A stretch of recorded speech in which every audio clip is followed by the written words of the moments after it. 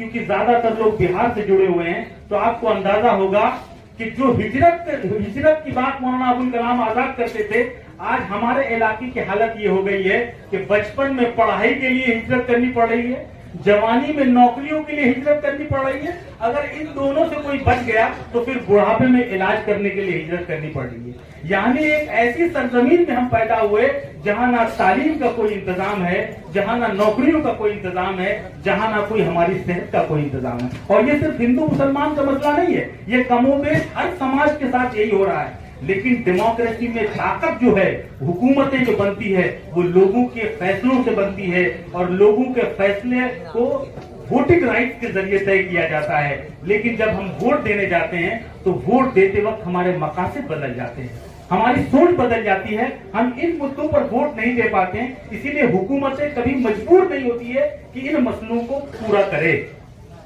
और खासकर जब बात हम मुसलमानों की करने आएंगे तो बिहार तो पिछड़ा है ही, लेकिन बिहार के मुसलमानों पर जब आप एक नजर डालेंगे तो आपको अजीबो गरीब हैरानी होगी कि एक तारीखी जमात जिसके किताबों में, जिसके मजहब में, जिस पर इतनी लंबी तारीख लिखी जा चुकी है, दुनिया के एक हिस्से में इनकलाब बर्पा कर रही है, लेकिन दूसरे हिस्से में इतनी मायूसी कि नौजवान अब जमहूरियत की तरफ देखना नहीं चाहते हैं। पूरे बिहार के अंदर किशनगंज के बाद सबसे बड़ी आबादी कटिहार और अररिया की है।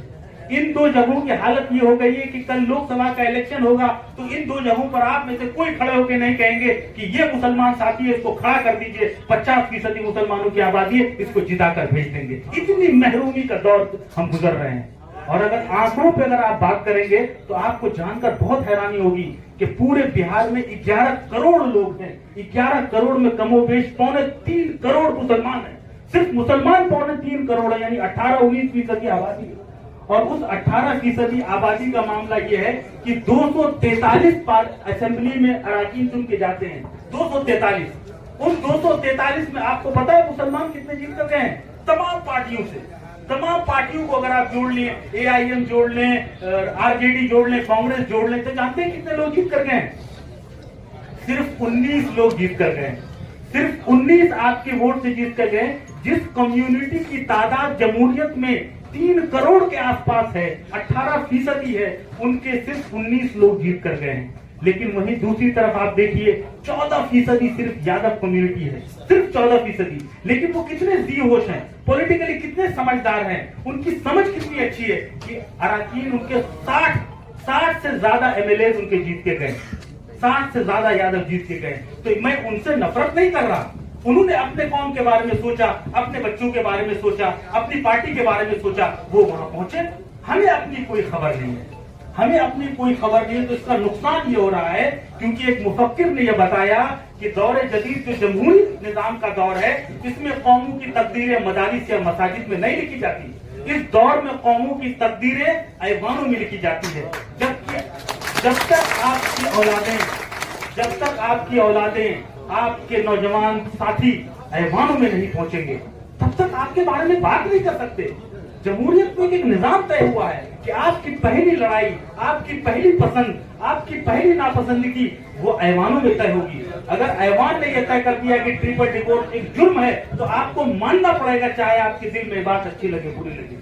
उन्होंने अगर मान दिया कि वक्त की प्रॉपर्टी को खत्म कर दिया जाए, तो आपको मानना पड़ेगा कि वक्त की प्रॉपर्टी खत्म हो गई। अगर किसी सरगिरे ने खड़े होकर CA-NRC को तय कर दिया कि हिंदुस्तान में CA-NRC होगा, तो आपको लाइनों में खड़े रहना पड़ेगा। उसी तरह लाइनों में खड़े रहना पड़े।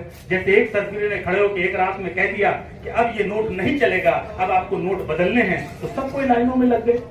तो ऐसी सूरत में आप पार्लियामेंट और असेंबली की ताकत को समझिए।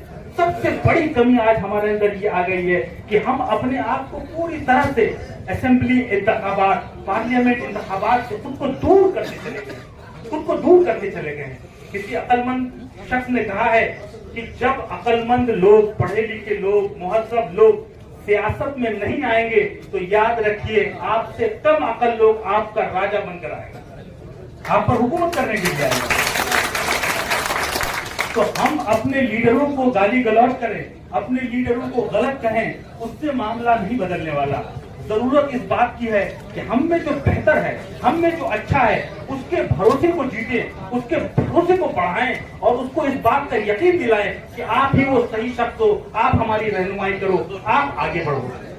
जो कौम आज के डेट में हिंदुस्तान के अंदर हजारों मदारिसें, हजारों मसाजिदें सिर्फ और सिर्फ अपने चंदे पर चला रही है, अपने चंदे पर। नदवा का नाम किसने नहीं सुना, देवबंद का नाम किसने नहीं सुना, लेकिन देवबंद की इतनी बड़ी इमारत आज कौम के पैसों पर चल रही है, एक पैसा बाहर की फंडिंग नहीं लेते। लेकिन उस कौम के नौजवानों को अगर आप कहिएगा कि आप सियासत में क्यों नहीं आते, आप पार्लियामेंट में क्यों नहीं पहुंच पा रहे, तो कहेंगे जनाब हमारे पास पैसा नहीं है। इस पूरे कौम में ये इतनी ताकत नहीं हो गई कि अपने चंद लोगों को तय करके आगे बढ़ाएं।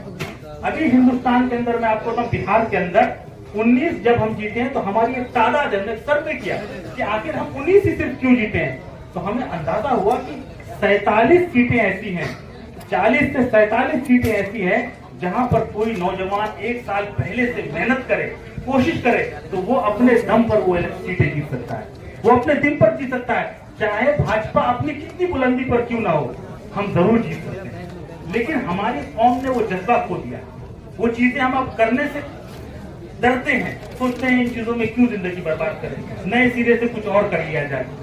असल सियासत में आना क्यों जरूरी है, क्योंकि सियासत ही आज के दिन में आपके हर तरह की ताकत प्रोवाइड करती है। आज आप सुने होंगे कि आपके मदारिस जितने खुले हुए हैं, इन मदारिस में एक रात में कोई एक कानून आएगा और वो कानून सब पर नाफिज कर दिया जाएगा। इसी मुल्क के अंदर एक तरह के जुर्म पर किसी को सजा होती है, दूसरे के तरह के जुर्म पर दूसरे को सजा नहीं होती है। ऐसी सूरत में ईमानदाराना कानून नाफिज करने के लिए आपके लोग चाहिए। और इल्म की बात अगर इस कौम की जाए तो बड़े अफसोस के साथ कहना पड़ रहा है, इल्म की बात बहुत अफसोस के साथ कहना पड़ रहा है कि हम सब लोग जो यहाँ मुसलमान साथी मौजूद हैं, इन सब को पता है कि हमारे मजहबी किताब कुरान है। कुरान का पहला लफ्ज है इकरा, कुरान का पहला लफ्ज आया इकरा। इकरा मतलब होता है पढ़ो। बदनसीबी से जब सर्वे हुआ तो ये अंदाजा हुआ जिस कौम के मजहबी किताब का पहला लफ्ज था पढ़ो, उस कौम के अंदर सबसे अनपढ़ लोग, सबसे कम सबसे ज्यादा इलिटरेट लोग मुसलमानों में हैं। ये बदनसीबी हमारी। इस बात को सोचने के लिए, कहने के लिए, बात करने के लिए समाज में कोई खड़ा नहीं होता, कोई खड़ा नहीं।